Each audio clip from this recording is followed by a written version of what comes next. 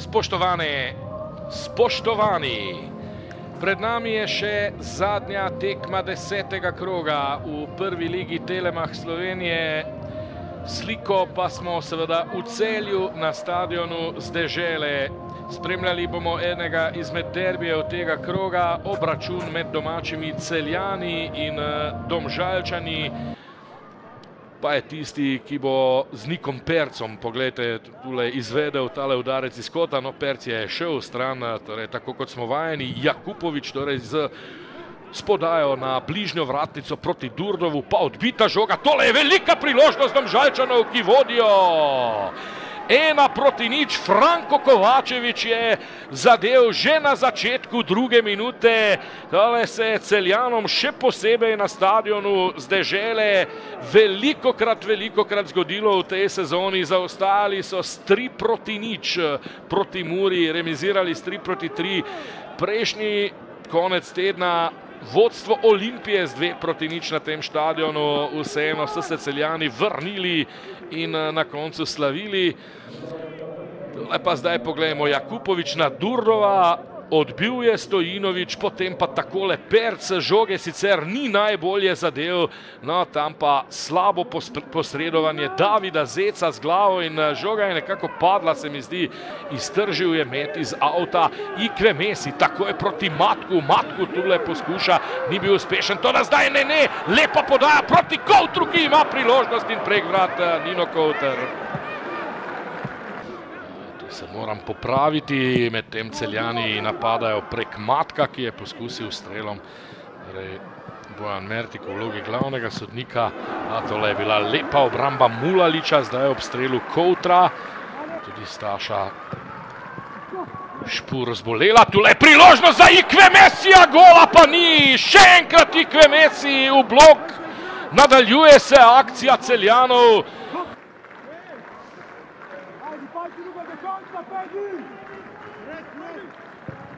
Popovič, Mulalič iz vrat, Morozov strelja in obramba Mulaliča. Ikve Mesi in brani ponovno Mulalič. Jakupovič, Kovačevič, Durdov je pred vrati, Kovačevič mimo gola. Pa izgleda takole: Mulalič, Ilenič, Šojsinger, Đurić, Alić, Markuš, Pišek, tule Durdov do priložnosti, mimo vrat Durdov, ampak mislim, da je bil tudi v ofsajdu.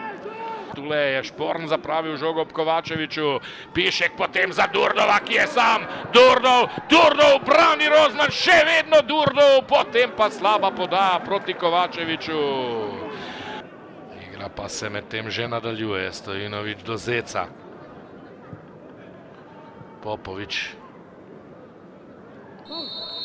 Pa prekršek Markuša.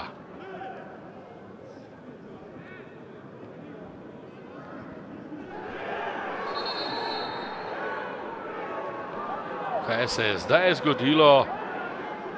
Grigorij Morozov je očitno prišel konflikt z enim od domžalskih nogometašev. Domžalčani so skočili, Morozov že ima rumeni karton.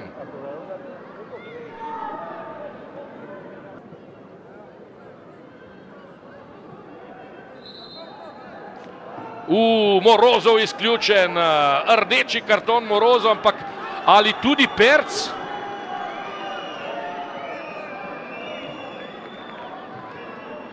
Perc pa ne, zanimivo, in kakšna težava zdaj za Celjane, Grigorij Morozov, rdeč karton. To bi bilo najbrž celo najbolj prav, zdi se mi, da res ni bilo nič posebnega. Morozov je že odšel v slačilnico. No in zdaj sta Ponis in Žunič poklicala Mertika, naj si gre tole ogledat. Morozov se med tem vrača iz slačilnice in ja, mislim, da bi bilo čisto prav, če bi Morozov nadaljeval. Ni bilo tu nič tako zelo posebnega. Morozov je ob robu igrišča, tale prekinitev je zelo dolga. No, poglejmo, kako se bo odločil Mertik. In Morozov se vrača. Ne! Oj! Neverjetno. Še huje za Morozova, kot je bilo prej. Še huje za Morozova. Očitno sem sam nekaj spregledal. Takole Popovič. In potem slabo izbijanje Domžalčanov. Andrej Đurić točno v noge Davida Zeca. Ta je darilo sprejel s konico nogometnega čevlja. Poglejte, takole zaključil Mulalić, nemočen in izenačen je na stadionu z Dežele. Domžalčani zdaj prevzemajo terensko premoč, tule pa Franko Kovačević! In tule je žoga, mislim, da celo malce obliznila levo vratnico.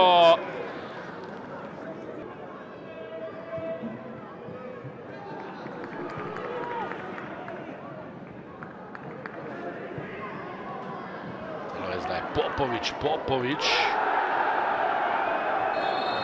Vendarle piska zdaj Mertik s precejšnjim zamikom. Pišek je storil prekršek. Poglejmo, če bo zdaj porumenel Pišek. Ja, tudi Pišek končuje tekmo. Zdaj pa 10-10. Začela se je 78. Pišek izključen še v 77. Ni ugovarjal. Zavedal se je, kaj je tule storil. Takole Pišek.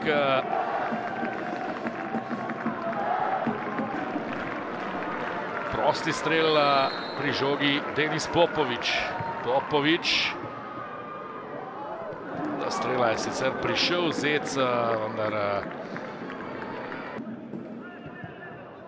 Janičič. Matič proti Stojinoviću. Stojinović v sredino. Tole je priložnost Janičiča. Gol! Vasilije Janičič! 2-1, 88. minuta, mojstri preobratov Celjani so vendarle prišli do vodstva. Nepopustljivost se je zdaj obrestovala Dušanu Stojinoviću, ki je krenil naprej.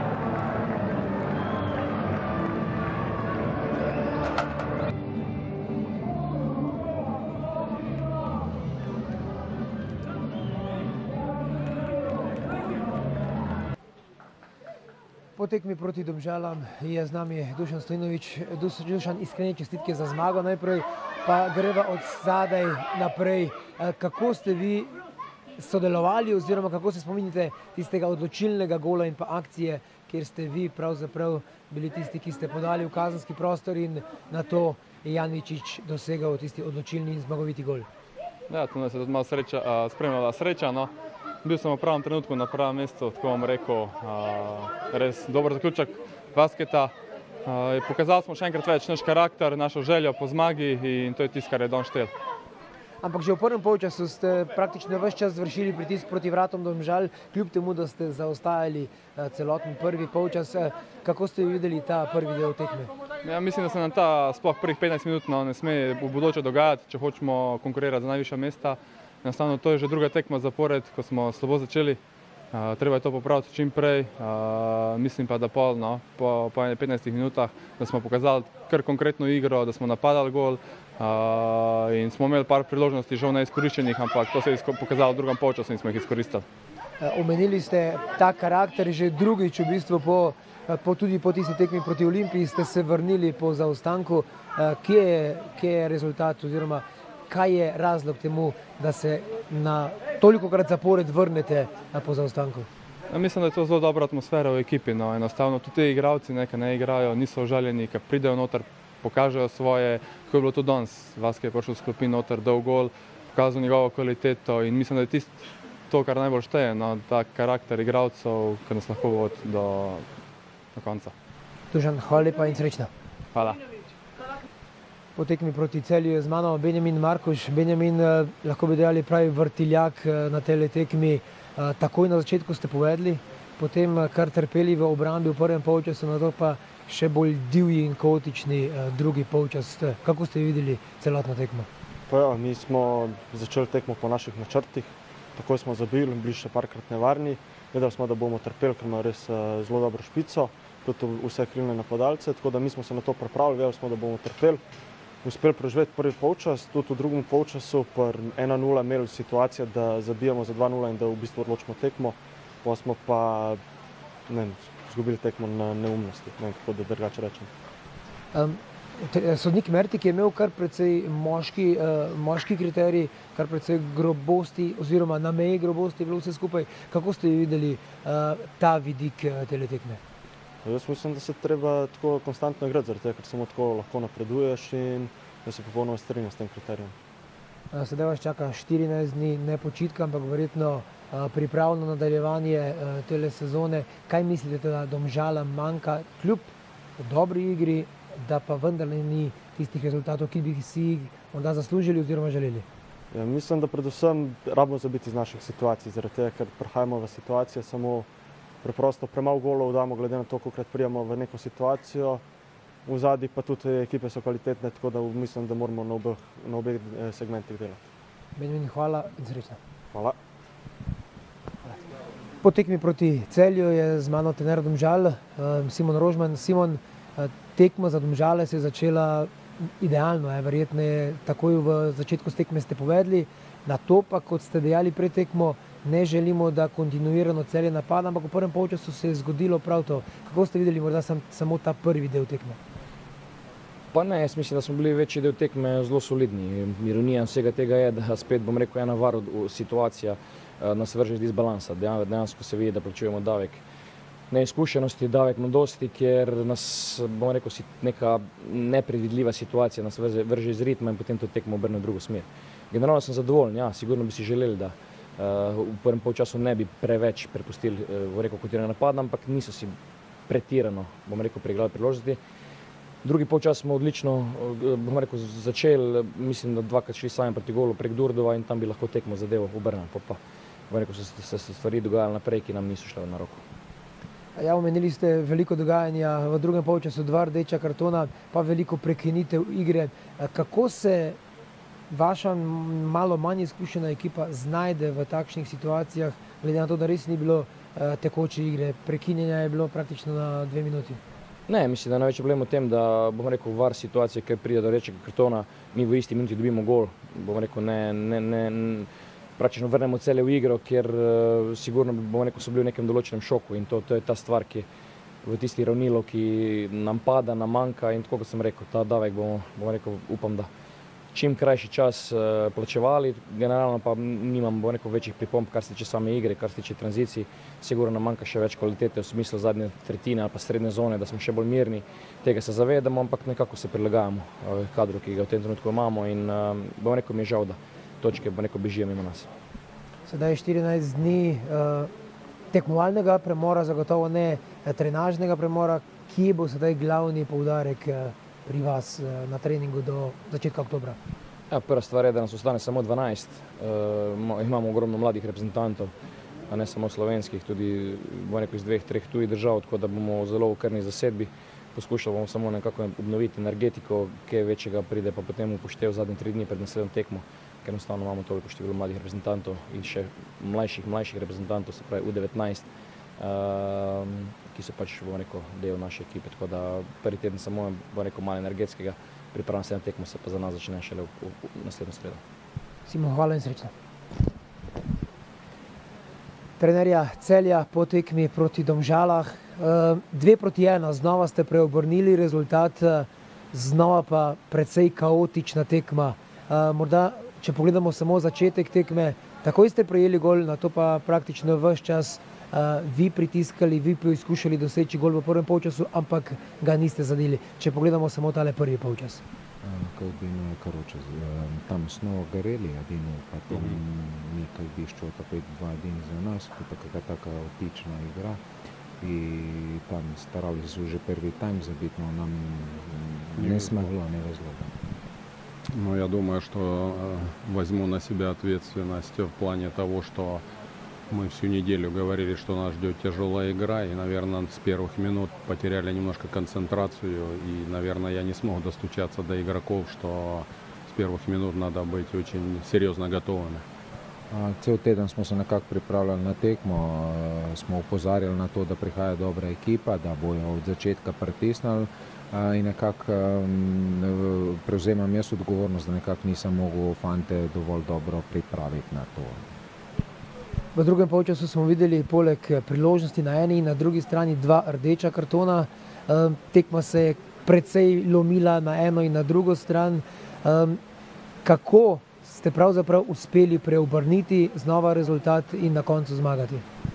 Ну, как бы второй тайм был, там момент 2 красные карточки, как мы опять успели этот счет сравнять и потом выиграть эту игру.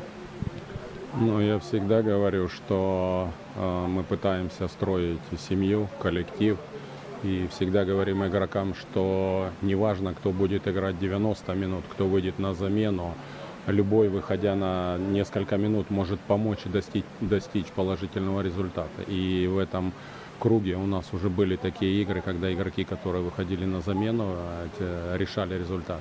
Сегодня было тоже.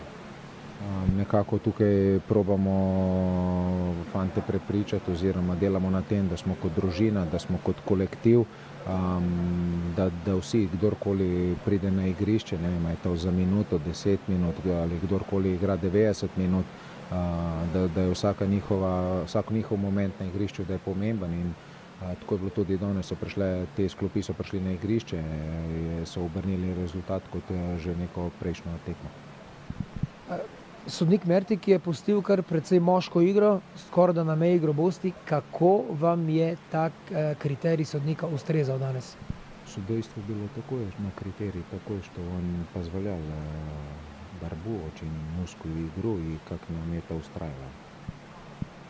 Это решение судьи, он принял это решение, он вел игру, и, наверное, это не наше дело обсуждать работу судей. Мы довольны всем, довольны результатом, и сейчас прежде всего после долгих этих игр хотим немножко пойти и отдохнуть, и хотим, чтобы ребята чуть отдохнули.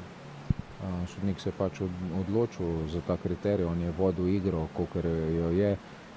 Nekako ni naše, da komentiramo sodnike, smo zadovoljni z rezultatom, z vsem, kolikor je bilo, in nekako nas veseli, da se bomo lahko malo odpočili, zdaj, ko prihaja reprezentančna pavza. Samo še zadnje vprašanje, sedaj vas čaka 14 dni tekmovalnega premora. Kaj bo glavni poudarek na treningih do naslednje prvenstvene tekme v oktobru? У нас перерыв двухнедельный, и на чем будет акцент тренировочный процессе до следующей игры?